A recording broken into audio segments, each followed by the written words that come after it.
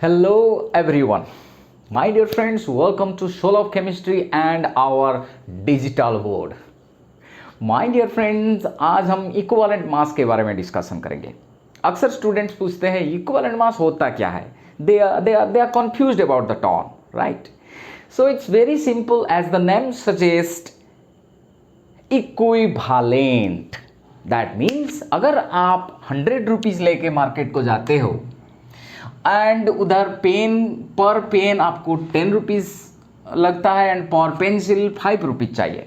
ठीक है, इसका मतलब 100 रुपीज़ में आप 10 पेन्स खरीद सकते हो और 20 पेंसिल खरीद सकते हो. ठीक है, सो इसीलिए ही लिखा हुआ है 10 pens are equivalent to 20 pencils. ठीक है, ठीक उसी तरह केमिस्ट्री में इक्विवेलेंट कॉन्सेप्ट भी पूरा ऐसा ही है. तो इसका मतलब क्या हुआ? It's very simple. कितना मास का एक एलिमेंट कितना मास का और एक एलिमेंट के साथ इक्विवेलेंट है. ठीक है, इसका मतलब है कितने मास का एक एलिमेंट और कितने मास का एक दूसरा एलिमेंट के साथ कंबाइन करता है. डिस्प्लेसमेंट के बाद हम बाद में जाएंगे. अभी हम फिलहाल हमारा डिस्कशन को कॉम्बिनेशन में लिमिट करते हैं. ठीक है, सो कितना मास का एक एलिमेंट कितना मास का एक दूसरा एलिमेंट के साथ कंबाइन होता है, उसके हिसाब से इक्विवेलेंसी का कंसेप्ट आता है. अगर हम हाइड्रोक्लोरिक एसिड की बात करें तो इसमें देख सकते हैं कि इसका मास कितना है 1.008. एग्जैक्ट मास कितना है हाइड्रोजन का 1.008 mu. अगर हम इसका 1.008 के जगह हम ग्राम ले लेते हैं तो इसको बोल सकते हैं 1.008 ग्राम. और बाय मास कितना है 1.008 पार्ट्स बाय मास, इसलिए इसको पीबीएम लिखते हैं. ठीक है, जो भी हो. सो हाइड्रोजन का 1.008 पार्ट्स बाय मास. क्लोरीन जिसका एटॉमिक मास कितना है 35.5. कितना है 35.5. सो हम देखते हैं HCl में 1.008 parts by mass of hydrogen combine करता है 35.5 parts by mass of chlorine. इसका मतलब क्या है? इसका मतलब है 1.008 parts by mass of hydrogen is equivalent to 35.5 parts by mass of chlorine. Right. ठीक उसी तरह अगर H2O का एग्जाम्पल भी हम लेंगे, इसका 2 हाइड्रोजन आटम्स है. सो 2 into 1.008 parts by mass of hydrogen के साथ ऑक्सीजन 1 है. इसका एटॉमिक मास है 16, इसलिए लिखा हुआ है 16 parts by mass of oxygen. 16 parts by mass of क्या है ऑक्सीजन. सो अगर हम पूरा इसका 2 into 1.008 parts by mass of hydrogen के साथ 16 parts by mass of oxygen combine करता है, इसीलिए 1.008 parts by mass of hydrogen के साथ कंबाइन करेगा 8 parts by mass of oxygen. तो इसका मतलब क्या हुआ 1.008 parts by mass of hydrogen is equivalent to 8 parts by mass of oxygen. ठीक है, सो अभी ये जो तीनों एलिमेंट 3 रेफरेंस एलिमेंट्स हम ले रहे हैं हाइड्रोजन, क्लोरीन एंड ऑक्सीजन, तो इसका कितना मास का इन तीनों एलिमेंट का इक्विवेलेंट होते हैं. इसका मतलब हाइड्रोजन का 1.008 एंड क्लोरीन का 35.5 एंड ऑक्सीजन का 8 पार्ट्स बाय मास इक्विवेलेंट होते हैं. यानी इधर ही हमको पता चल गया कि हाइड्रोजन का 1.008 parts by mass of hydrogen के साथ ऑक्सीजन कंबाइन करेगा 8 पार्ट्स बाय मास. सो इन तीनों को रेफरेंस ले रहे हैं. रेफरेंस इसलिए ले रहे हैं कि अदर कोई भी एलिमेंट आप ले लो, इन तीनों में से किसी ना किसी के साथ वो बॉन्ड किया ही होगा. ठीक है, इसलिए ये 3 एलिमेंट्स रिएक्टिव एलिमेंट्स हम ले रहे हैं. एनीवे, तो कहीं ना कहीं ये आइडिया हमको आ गया कितना मास का एक एलिमेंट और कितना मास का अदर एलिमेंट के साथ कंबाइन करता है. 3 रेफरेंस एलिमेंट हमारा आ गया 1.008 parts by mass of hydrogen, 35 parts by mass of chlorine and 8 parts by mass of oxygen. इन तीनों में से किसी भी एक एलिमेंट के साथ कैसा कॉम्बिनेशन हुआ है इसको देखना है. जैसे कि अगर हम लेंगे सोडियम का केस, तो sodium hydride, sodium chloride, sodium oxide हमारे सामने है। 1.008 पार्ट्स बाय मास का हाइड्रोजन के साथ सोडियम का कितना पार्ट्स बाय मास, एक सोडियम आटम है यानी 23 parts by mass of hydrogen combine करता है। अभी अभी बोल रहे थे कितना parts by mass of hydrogen के साथ कितना parts by mass of other element combine करता है, 23।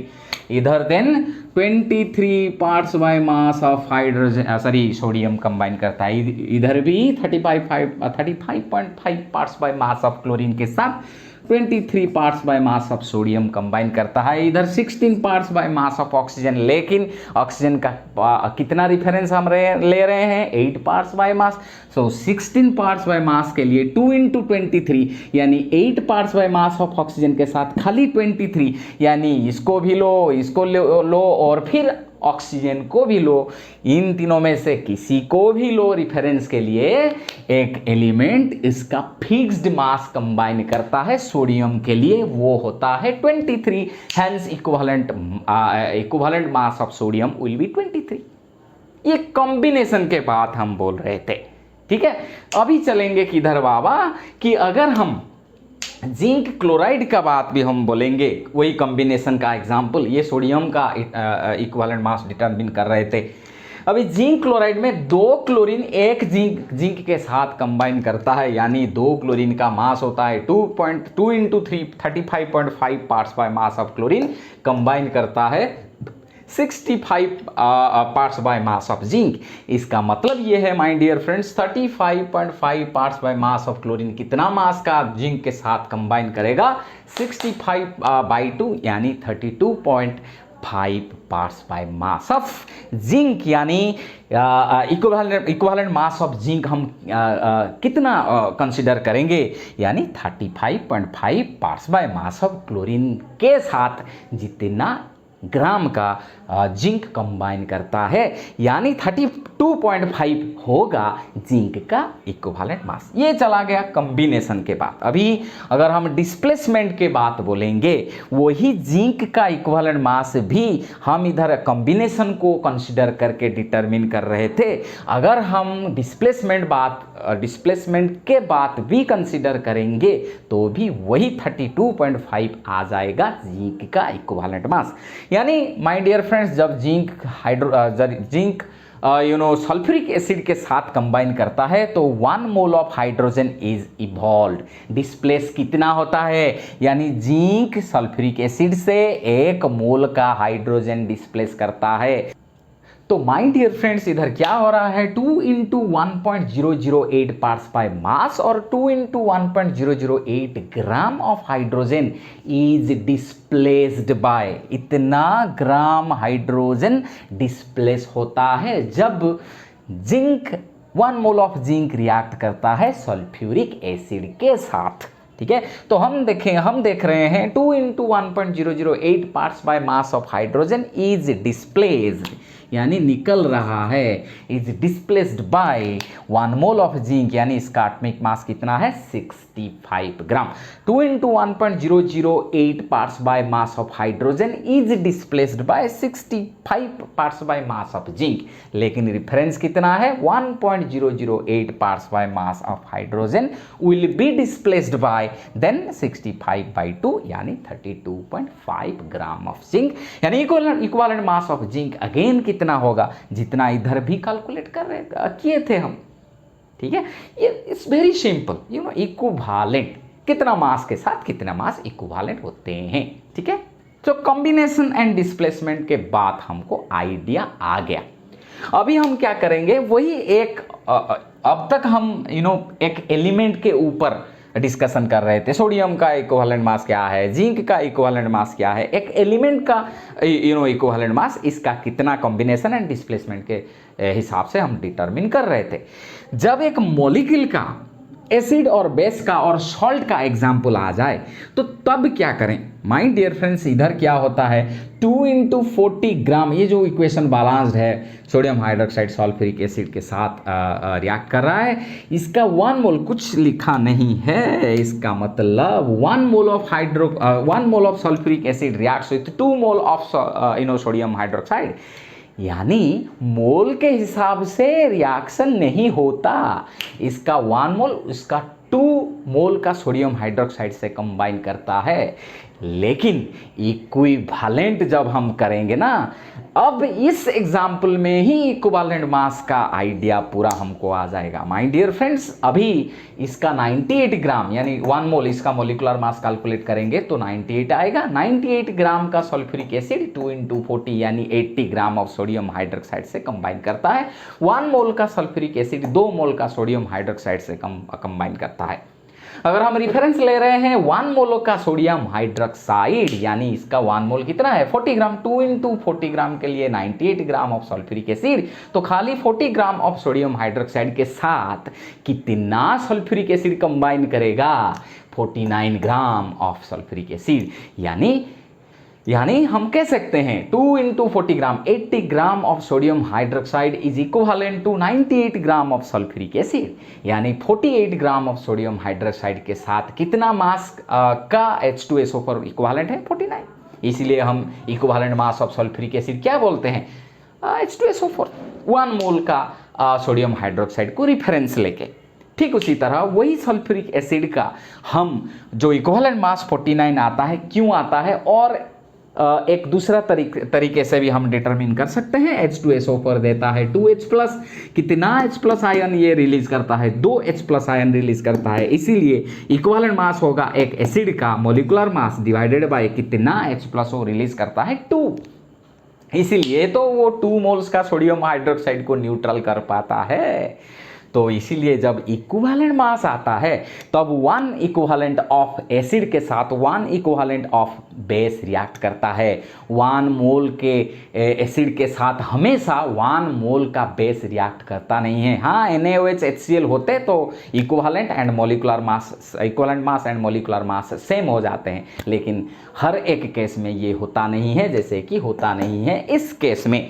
माय डियर फ्रेंड्स, अभी हम चलेंगे किधर चलेंगे, 7 8 के बाद हम चलेंगे 9 के पास। हाँ, इधर ये एसिड है तो मोलिकुलर मास भाई कितना H+ आता है। अगर एक बेस होता CaOH2 तो इसका मोलिकुलर मास में कितना डिवाइड करना होता, CaOH2 है तो 2 OH- है, उस केस में भी मोलिकुलर मास डिवाइडेड बाय कितना OH- वो रिलीज करता है, तो डिवाइडेड बाय उतना हम करते तो हमको मिल जाता वो बेस का भी हमारा इक्विवेलेंट मास। एनीवे बंधु, हम चलेंगे ऑक्सीडाइजिंग एजेंट के पास। एक ऑक्सीडाइजिंग एजेंट का इक्विवेलेंट मास कैसे डिटरमिन करेंगे। इक्विवेलेंट मास का अगर हम करेंगे तो 3-4 क्लास हमको लग जाएगा न्यूमेरिकल्स के लिए। इस क्लास में एक कंसेप्ट डेवलप कर रहे हैं ऑक्सीडाइजिंग एजेंट, वही कॉम्बिनेशन एंड डिस्प्लेसमेंट के हिसाब से। एनीवे, सो ऑक्सीडाइजिंग एजेंट ये एग्जांपल आपके सामने है 2KMnO4 3H2SO4 giving K2SO4 to 2MnSO4 + 3H2O। इस बैलेंस केमिकल इक्वेशन में लास्ट में प्रोडक्ट में 5 मोल ऑफ ऑक्सीजन रिलीज होता है। ऑक्सीजन क्या करता है, ऑक्सीडेशन के लिए रेडी है। तो यानी ये जो ऑक्सीडाइजिंग एजेंट कितना मोल का ऑक्सीजन रिलीज करता है फॉर ऑक्सीडेशन, सो 85 × 16, क्योंकि 1 ऑक्सीजन आटम का मास है 16, 5 मोल निकल रहा है तो 5 × 16 80। सो इधर लिखा हुआ है ये जो 5 मोल ऑफ ऑक्सीजन रिलीज हो रहा है, कितना मोल का KMnO4 यानी 2 मोल का KMnO4। 1 मोल का मोलिकुलर मास KMnO4 का कितना है 158, 2 × 158 पार्ट्स बाय मास यानी 316 parts by mass of KMnO4 release करता है कितना 80 parts by mass of oxygen. And reference कितना है 8 parts by mass of oxygen, यानी 8 parts by mass of oxygen will be released for oxidation by 316 by 80 into 8 यानी 31.6 parts by mass of KMnO4. So this equivalent mass of KMnO4 will be 31.6. My dear friends, इसके साथ हम oxidising agent के बारे में idea create कर चुके हैं। अभी रिड्यूसिंग एजेंट लास्ट पॉइंट हमारा आ जाएगा। रिड्यूसिंग एजेंट में हम अगर देखेंगे ये है आपके लिए बैलेंस केमिकल इक्वेशन।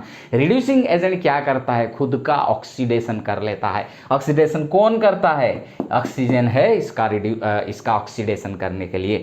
तो इसका मतलब क्या है हम देखेंगे 16 parts by mass of oxygen.